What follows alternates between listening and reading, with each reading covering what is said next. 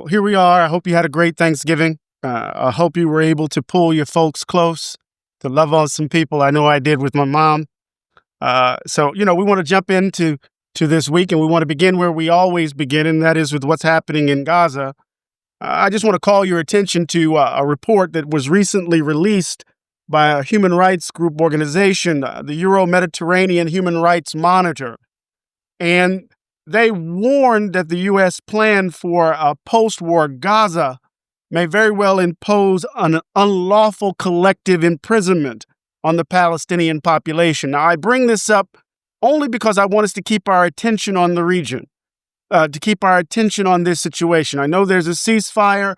I know the protests have waned, but we're still in a humanitarian crisis. And we got to pay attention to the particulars of Trump's plan, peace plan. And I put that in inverted commas because we know this man and the folk around him are prone to grift. They're prone to conceding to the demands of those whom we generally believe are bad actors. And so this idea of alternative safe communities amount to compounds, as the New York Times reported, of about 20,000 to 25,000 Palestinians packed into a particular closed military zones under the direct control of the Israeli army.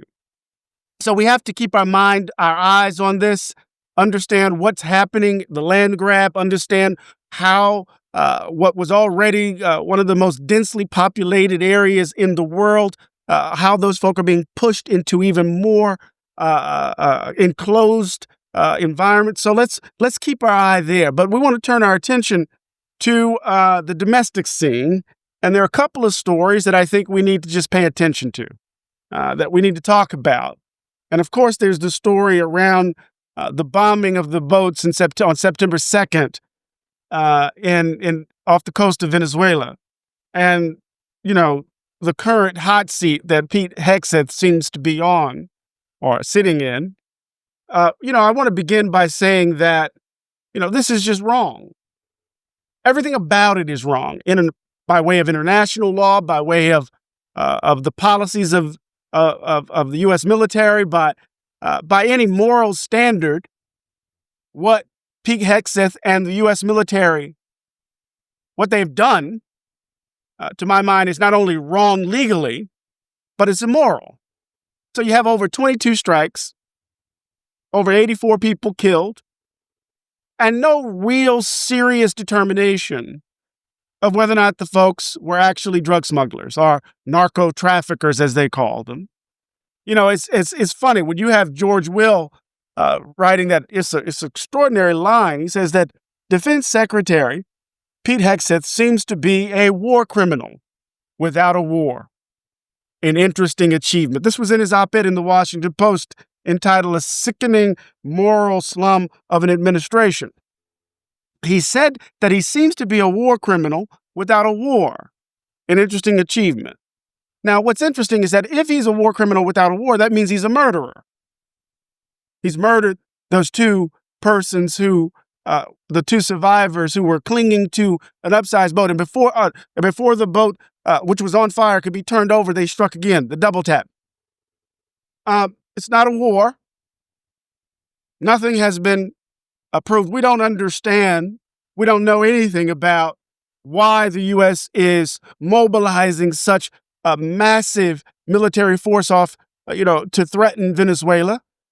There's no public conversation. All we know is that Pete Hegseth last night and over the last few months and his Department of Defense, or as he calls it, the Department of War, been bombing boats, killing people. And you have folk at these conservative far-right organizations, Turning Points USA, engaged in a kind of bloodthirst consumption of the video footage. Your wish is my command. Your wish is my command. That's what Pete Hegseth said in response to a Turning Point's person or whomever. I don't even want to mention their name. So what we see here is not only illegal, it's immoral. And I'm always hitting the moral question. And I've been struck by the ease with which people talk about killing in this country. It's nothing new. It's not reducible to Trumpism and the troglodyte behavior of these folk. But it seems to me that we need to be asking some serious questions, not only about the particular strikes, the legality of those strikes, but we need to be asking questions about what the hell are they up to with regards to Venezuela. There's a shift in U.S. International policy. We thought, at least some of us thought, that the shift was toward China. But it looks as if the U.S. is turning its attention to its own hemisphere and reaching for 19th century policies vis-a-vis the global South, vis-a-vis Latin America, wanting to assert its authority, looking at the oil reserves of Venezuela. Right? And no matter what you think of the Maduro regime, threatening regime change in the way in which many of the folks in the U.S., Trump in particular, and Hegseth more specifically, and Republicans in the House of Representatives and some war hawks on the Democratic side, I find it unconscionable. This nostalgic longing for 19th century American empire, 19th century imperialism. We need to be asking questions. Why is this U.S. carrier ship and all of these battleships outside of Venezuela, threatening Venezuela? For what? What is going on here? It's not drugs. And I don't have any evidence of what I'm about to say, but this is my gut. We have the corporate capture of our democracy. And that corporate capture can manifest itself in a number of different ways, not only grift with regards to Ukraine and Russia. It can turn into grift with regards to Saudi Arabia. We saw that. It can turn into grift with regards to the oil reserves of Venezuela. Let's be mindful of what's going on. But I also want to think about this politically. Why would the Trump administration, why are they in so many ways sacrificing Hegseth? I think it's clear. I mean, obviously, Hegseth and the way he's run the Department of Defense, he's created a lot of enemies. He's created a lot of enemies in Congress. I get that. And these folk have thrown him out there to the slaughter. The sharks are in the water. The blood is there. It's clear to me. So Hegseth, his sacrifice in this political moment, at least this is how I'm reading it, and I could be wrong, but they seem to be sacrificing him. And that sacrifice is aimed, at least on my view, to turn our attention away from the Epstein files and away from the question of affordability. Of course, there are attempts to break through and continue to talk about the economic struggles of the American people, to talk about the devastating impact of Trump's tariffs on the day-to-day lives of folk. The Epstein files have moved off of center stage.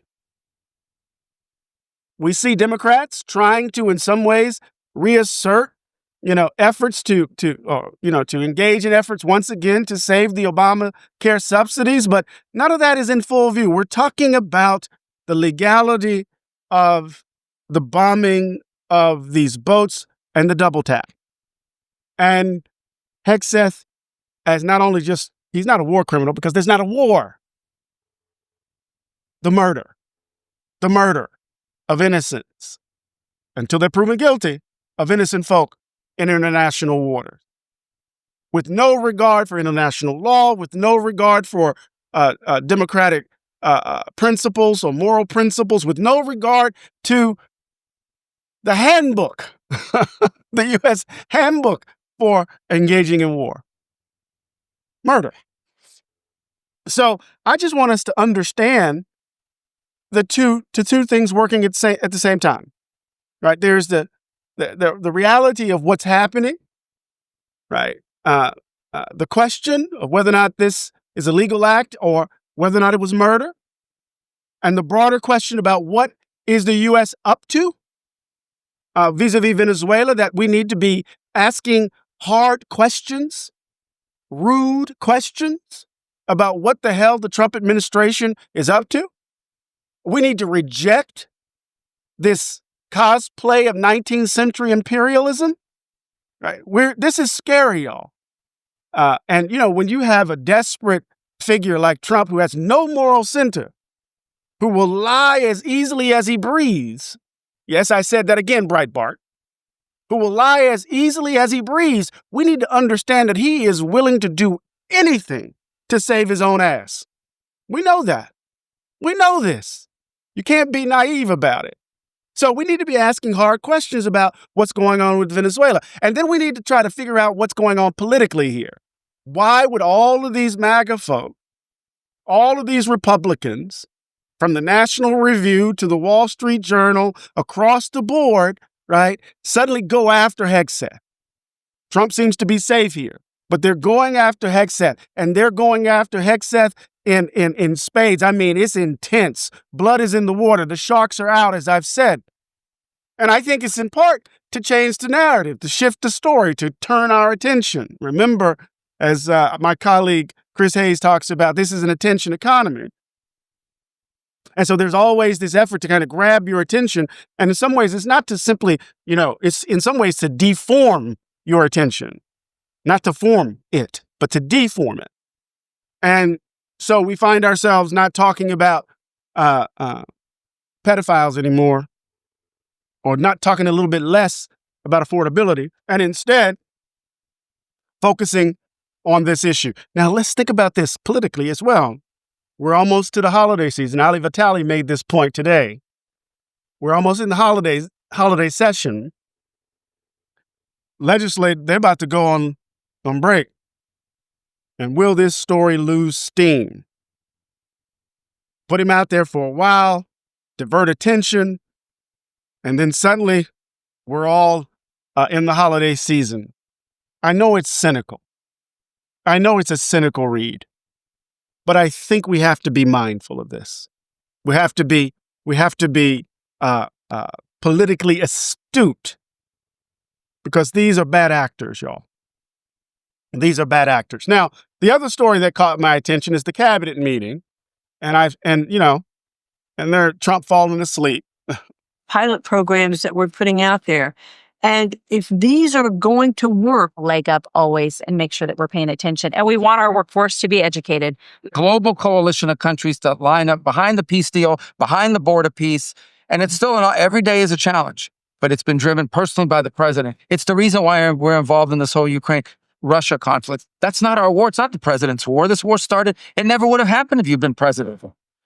You don't want to be ageist here, but he was up rage tweeting or posting or truthing or whatever the hell they call it over there on Truth Social, and fell asleep on live television. I think the Spiegel in Germany called him the commander in sleep. It's an embarrassment.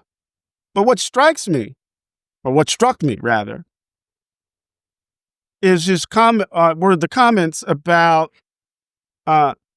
Somali Americans in Minnesota. And, there's a kind of legal case. There's a legal case going on about massive fraud around social programs in Minnesota. And, the likes of Christopher Rufo would want to say that the fact that these were Somalis give added weight to the nature of the crime. Yeah. This is this nonsense that we have to wrap our mind around. People engage in criminal behavior. The crime is what the crime is. But the fact of their ethnicity, the fact of their race, what does that got to do with the crime? Usually when people mention that, whether it's black crime or Somali crime, it's aimed at demonizing the group. That's typically what it is, because there's no, what is white crime or black crime? I mean, what are we talking about here, right? Because crime typically happens most crime typically happens in communities within which we live. And our communities are racially segregated. So there's a lot of white crime going on, but we don't call it that. So we need to ask ourselves what the folks at the Manhattan Institute and that pit bull, Christopher Rufo, who's doing all of this work, what are they up to here? But then Trump, of course, jumps on it. takes up the story. Now, I say, think about this, just to put, some more detail to the point. In 2017, there was a massive fraud case. It wasn't nearly as much as we see in Minnesota, but a massive fraud case in Lakewood, New Jersey, with the Orthodox Jewish community, and about $2 million of funds fraudulently stolen in some ways. And no one talked about this in relation to the religious identity of the folk engaged in the crime. So I'm not trying to justify the crime. If fraud has been committed, then folk need to be held to account. But Trump drew from this and concluded that Somalis are garbage. He's talking about Americans, that they're garbage, that the country's garbage. And then he not only said we shouldn't admit immigrants, and we saw the policy that followed from it, right? People who were ready, standing in line to take their oath to become American citizens, they stopped it, right? But he also started talking about remigration, talking about revisiting, right? Naturalization, naturalized citizens. This is what this man is talking about. Now, why am I bringing this up with such intensity? Because I believe this is part of the white nationalist agenda of the Trump administration. As he said this about Somalis being garbage and the like, as he engaged in this racist rant, Vice President Vance pounded the table in agreement. Carolyn Levitt said it was an epic moment. Now, the thing is that Trump here is trying to channel the language of nationalist conservatism. And part of that argument involves, right, a kind of question around national sovereignty and the importance of social cohesion for a nation to be a nation. And that is part and parcel of their critique of immigration, that you can't have all of these people come into a country and the country remain what it is. There's a way of life. There's a particular people that make America, America. This is the blood and soil talk that's at the root of a lot of what these nationalist conservatives believe. But Trump can't even pretend to be subtle. He can't even try to render that claim in a way that seems intellectually accessible or acceptable. Instead, he's just blatant in his racism. He's just blatant with it. What does it mean that the President of the United States called Americans garbage? When Hillary Clinton referred to a certain a group of conservatives as deplorable, all hell broke loose. I mean, what we see over and over again, y'all, is that there are different rules. Different rules apply.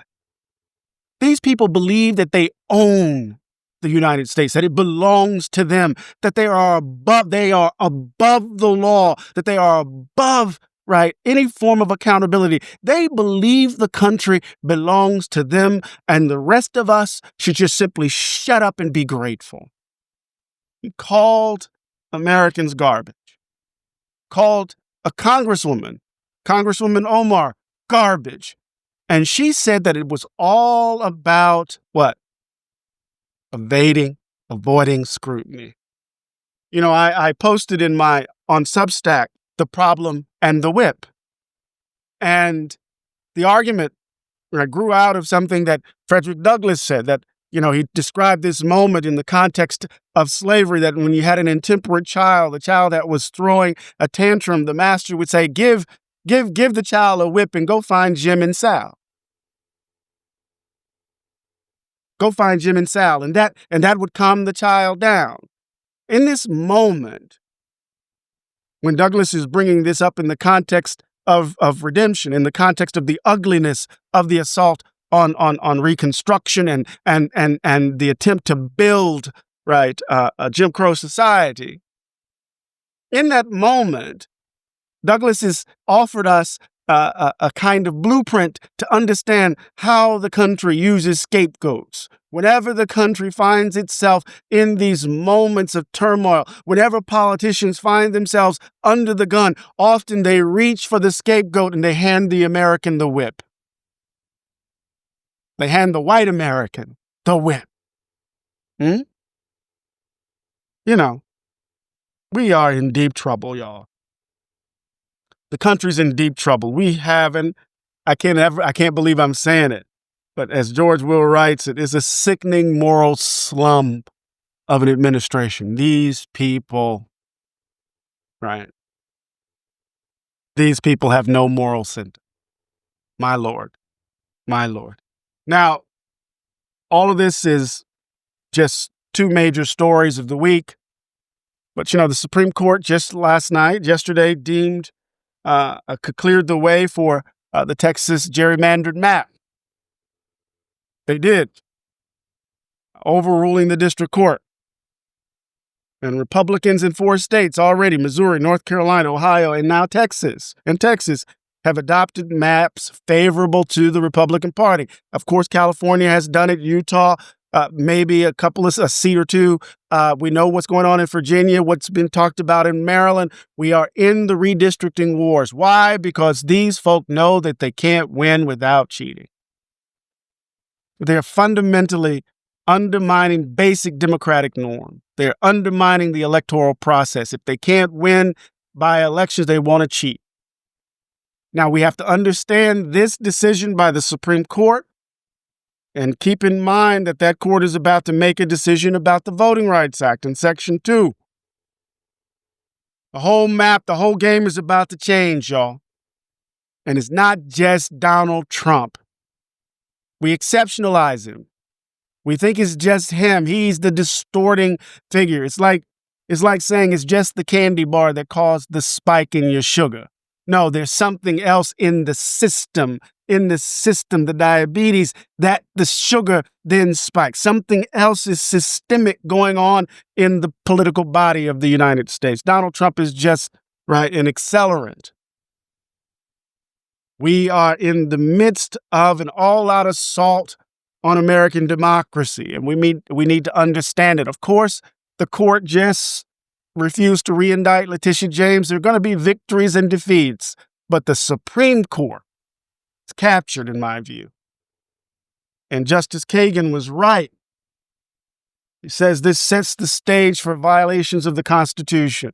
And for some reason, many of these folk don't give a damn about the Constitution. They only care about power. Well, I've been running my mouth too long. We have to keep our eyes open, y'all. We have to keep our eyes open. Gallup just recently released this data revealing the economic woes of the country as we move deeper into this holiday season. And, just 21% of Americans think that, the economy is excellent or good, but 40% of American people believe that it's poor. Look at this data point.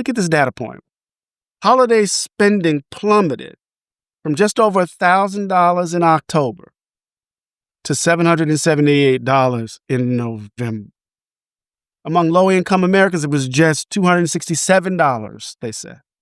And this drop between October and November was the biggest drop in spending since the 2008 financial crisis. You combine that, according to the report, you combine that with layoffs, right? Hiring is at its lowest point in 15 years. Layoffs now total is at its highest level since 2020, the peak of COVID-19. We are in deep trouble. And Donald Trump is going to try to sell us, as they say in Jamaica, a 649. The carnival barker is going to tell us that what we're feeling, what we're seeing, what we know isn't true. Well, part of what we want to do with the Native Son is to put the information out there so that we can be an informed electorate and we can act, right? on behalf of democracy in an informed way. So these were the stories that drew my attention. But in the midst of all of that, we have to grab a hold of some beauty. I tell you every week to pull your loved ones close. There's so much ugliness around us. So many people who have chosen darkness as opposed to light. There's so many wounded folk who are in the limelight, who are in the foreground. So many wounded hurters. And they want to hurt other folk because they themselves are wounded. In the midst of all of that, we have to not only pull our loved ones close, but we have to seek beauty. We have to seek a little light to reinvigorate our own spirit. James Baldwin, who's behind me, right there, right there. James Baldwin said that, he longed for the days when we could imagine ourselves without the need for an enemy. Painted on canvas. Love that. To come to a sense of who we are without the need for an enemy. Well, if we're not going to allow all of this ugliness, this detritus to distort who we are, we need to reach for some beauty.